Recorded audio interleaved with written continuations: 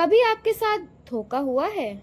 जैसे किसी business deal में आपका पैसा फंस गया हो, या आपने कोई प्रोडक्ट खरीदा हो वारंटी के साथ, लेकिन कंपनी सपोर्ट देने से मना कर रही हो, या फिर किसी ने आपकी प्रॉपर्टी पर बिना परमिशन के कब्जा कर लिया हो, या फिर हो सकता है आप किसी पेनफुल मैट्रिमोनियल डिस्प्यूट से गुजर रहे हो। दर्द होता है, फ्रस्ट्रेशन होती है और अक्सर हम खुद को हेल्पलेस महसूस करते हैं। पर दूसरी तरफ हर बात के लिए कोर्ट जाना भी प्रैक्टिकल नहीं होता।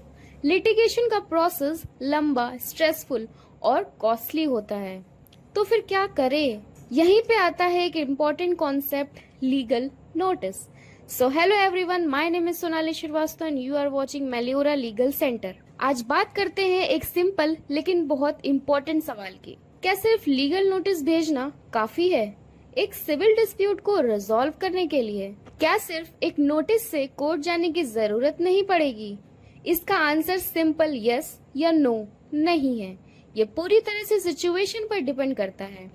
सबसे पहले समझते हैं लीगल नोटिस क्या है। लीगल नोटिस एक तरह का फाइनल वार्निंग होता है। ये सामने वाले को एक फॉर्मल मौका देता है गलती सुधारने का, इससे पहले कि आप लीगल एक्शन ले। एक तरह से ये कहता है ये आपका लास्ट चांस है मैटर को पीसफुली सेटल करने का, वरना कोर्ट में मिलते हैं। अब वापस चलते हैं अपने मेन सवाल पे। क्या लीगल नोटिस से सिविल डिस्प्यूट रिजॉल्व हो सकता है? कुछ केसेस में हाँ और कुछ केसेस में नहीं। अब आप सोच रहे होंगे कौन से केसेस में हाँ और कौन से केसेस में नहीं। अगर आपका डिस्प्यूट किसी बड़ी कंपनी, ब्रांड या रेपुटेटेड पर्सन के साथ है और आप जेन्युइनली समझते हैं कि आपके साथ गलत हुआ है, तो एक अच्छे से ड्राफ्टेड लीगल नोटिस से मैटर सॉल्व होने के चांसेस हाई होते हैं, क्योंकि ऐसे लोग अपनी रेपुटेशन को बहुत सीरियसली लेते हैं। आज के कॉम्पिटिटिव वर्ल्ड में ट्रस्ट और क्रेडिबिलिटी ही सब कुछ है। एक भी लीगल डिस्प्यूट उनकी इमेज को नुकसान पहुंचा सकता है,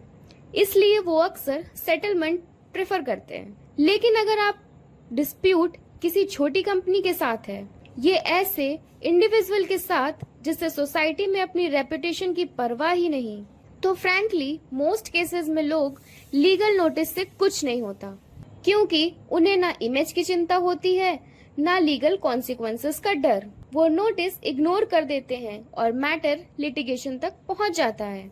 ये भी समझना जरूरी है कि लीगल नोटिस लिटिगेशन से अलग नहीं होता।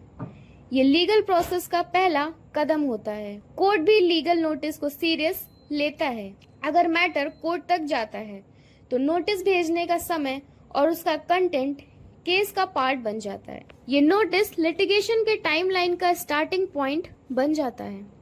बस कंडीशन ये है कि नोटिस प्रॉपरली एक एडवोकेट के थ्रू भेजा गया हो। तो हमेशा याद रखिए, लीगल नोटिस लास्ट स्टेप नहीं, पहला स्टेप होता है। ये या तो डिस्प्यूट सॉल्व कर सकता है या फिर जस्टिस का रास्ता खोल सकता है। और हाँ, लीगल नोटिस की लैंग्वेज भी मैटर करती है। अगर वो पोलाइटली लेकिन ऑथोरेटिव टोन में लिखी गई है तो सामने वाले के रिस्पॉन्स का चांस ज्यादा होता है। लेकिन अगर नोटिस में ज्यादा थ्रेटनिंग या हार्श टोन है तो सामने वाला रिएक्ट करने के बजाय रेसिस्ट कर सकता है। मेलियोरा लीगल सेंटर में हमने अपने ज्यादातर सिविल मैटर्स सिर्फ लीगल नोटिस और मीडिएशन के थ्रू रिजॉल्व किए हैं। हम लिटिगेशन ना प्रैक्टिस करते हैं ना ही प्रमोट करते हैं, एटलीस्ट जब तक कोर्ट जाना मजबूरी न बन जाए। तो अगर आप भी किसी डिस्प्यूट में फंस गए हैं और कोर्ट जाए बिना मैटर रिजॉल्व करना चाहते हैं, तो आप हमसे कांटेक्ट कर सकते हैं। हमारा ईमेल आईडी है mplegalfirm@gmail.com और डायरेक्ट कॉल भी कर सकते हैं 8459762075। अगर आप किसी सिविल डिस्प्यूट से गुजर रहे हैं, चुप ना रहिए, अपने राइट्स के लिए आवाज उठाइए। कानून आपके साथ है। Stay away, stay strong. Thank you.